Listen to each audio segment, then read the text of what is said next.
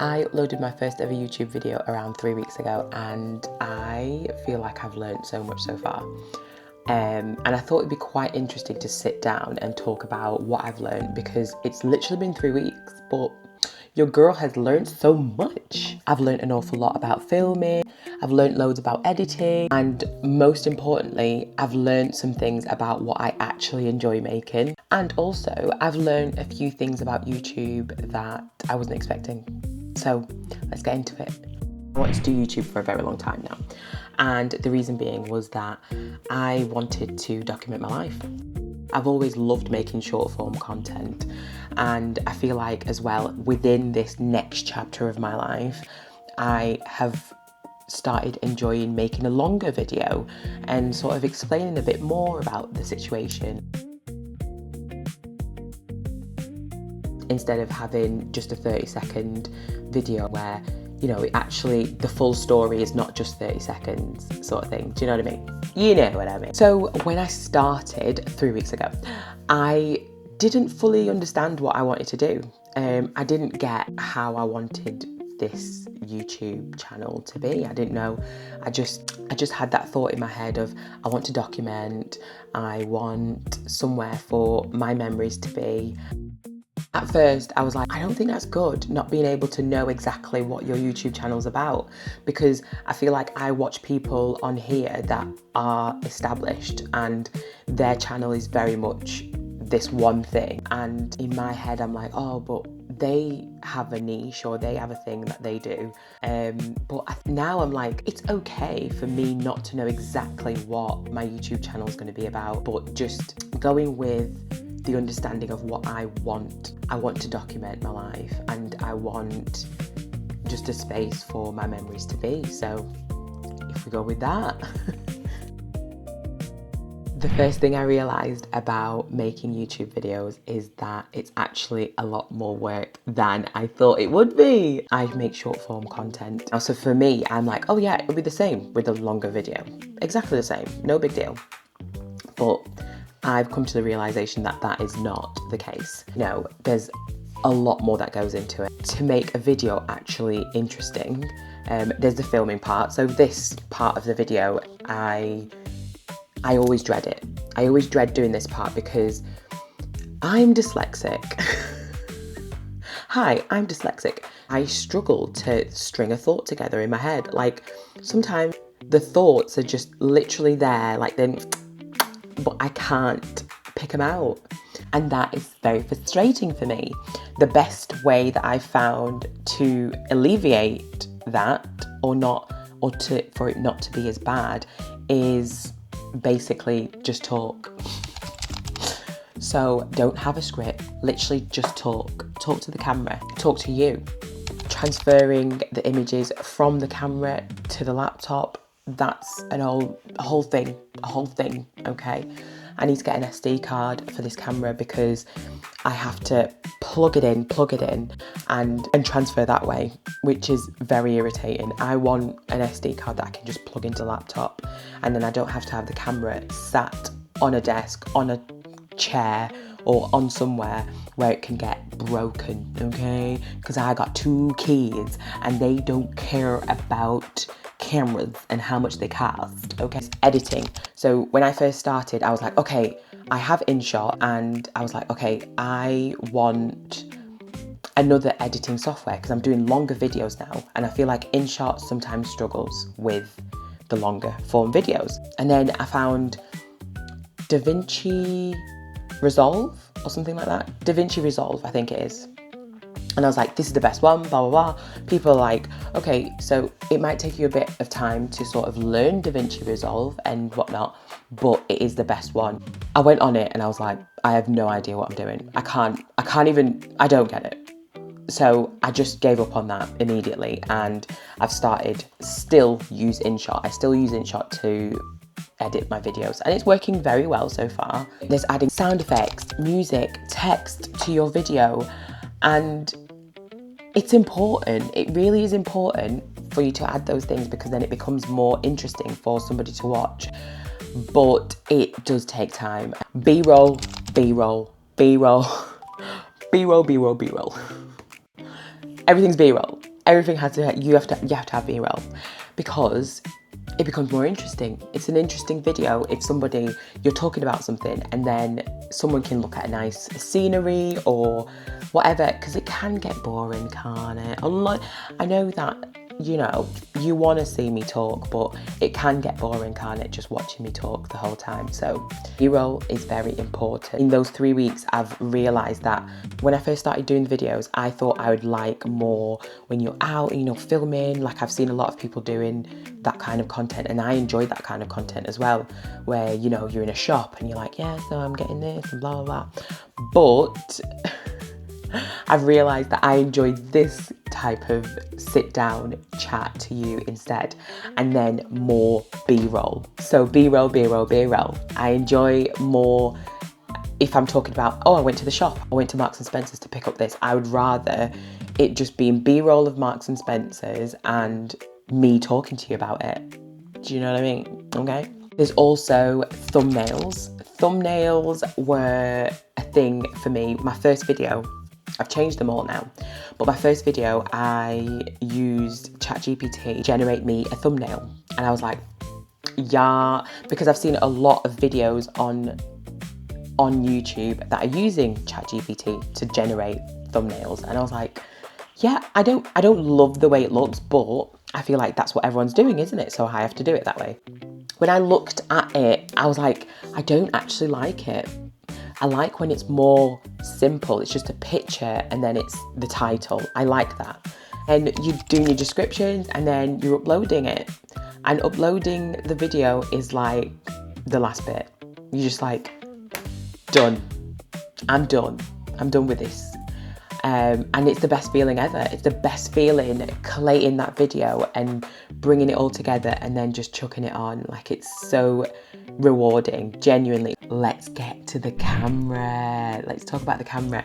So my first ever video was filmed on this 12 Pro Max. It was a good video, but my problem is, if anybody has a 12 Pro Max, you will know that this phone is on its last legs. If I'm filming like the girls or something, or I'm filming a scenery, I can do this. But if I want to just sit the phone down somewhere so I can talk to it, there's a lot of messing about. I have to get a gimbal out, I have to then get a mic out because the phone mic is not very good. Yeah, it's a lot of faffing around. So I said to him, okay, do you know what? You're absolutely right. Let's get the camera. And I ordered it and started filming. The things that I absolutely adore about this camera is it's tiny, it's so little. You can literally just flip it out and that's it. Like, the quality of film on this thing, out of the box, perfect. The stabilization, what I've noticed is you do have to be conscious of the stabilization. You can't literally just be like running around and like, and then it will just automatically do it. You have to be conscious of it, but at the same time, it is really good. It is very good. It's just great for days out. I feel like even if you're not wanting to do YouTube, you can still have a camera like this in your back pocket when you're going out on family days out, and just kind of capture those sweet little moments, take such nice photos. One thing I've noticed though as well, it probably isn't the camera's fault, to be honest, it's probably me as a creator, but one thing that I've noticed is that if something's happening, you kind of have to anticipate. What I've noticed is I have got it out, flipped it out, and I'm too late to capture the footage. But I feel like it could just be my fault, to be honest, not gonna lie to you, because the camera itself doesn't take that long. I feel like another thing I love about the camera is that you can literally just give it to anybody and they'll be able to film you. I mean, you might have to give them a little sort of, oh, hold it like this, hold it like that, but they could film something for you, basically. And one day I got my British citizenship. So I had a British citizenship.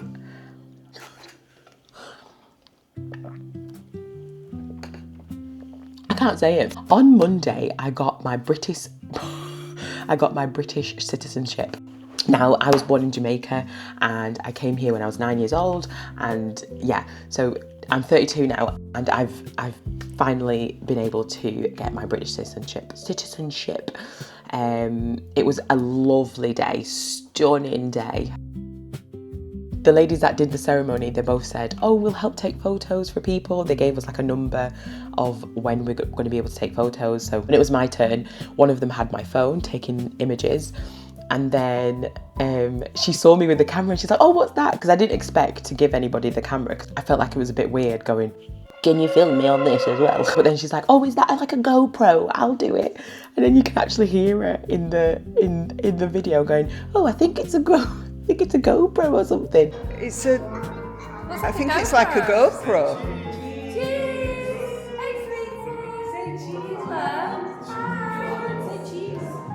She managed to film it, and it was actually a nice little video. It proved as well how good the camera was, because literally I just pressed the record button and I was like, just hold it, it's fine, you know. And she was just pointing it at us, and she managed to capture something. So it's quite an easy camera to use. Even my daughter's used the camera before. Now let's talk about the microphone that I didn't want to get. When I was doing the research about the camera, everyone was saying don't bother getting the mic if you are getting this camera, because the mic on the camera is great. You don't need the mic. You don't need it. Now, was I wrong? I wasn't wrong, but the mic is very good on the camera. These are the mics. So I've got one on, obviously. This is a receiver, that's the other mic. And then it's got like a little dongle there to plug in. And it's actually it's so good. I've been using it as well when I want to do just voiceover. I'll plug it into the laptop. So what you'll do is, because this just connects like via Bluetooth.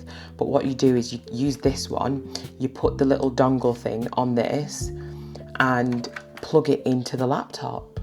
And Bob is your uncle. And you can record your own sort of voiceovers straight onto the laptop, which I think is stunning.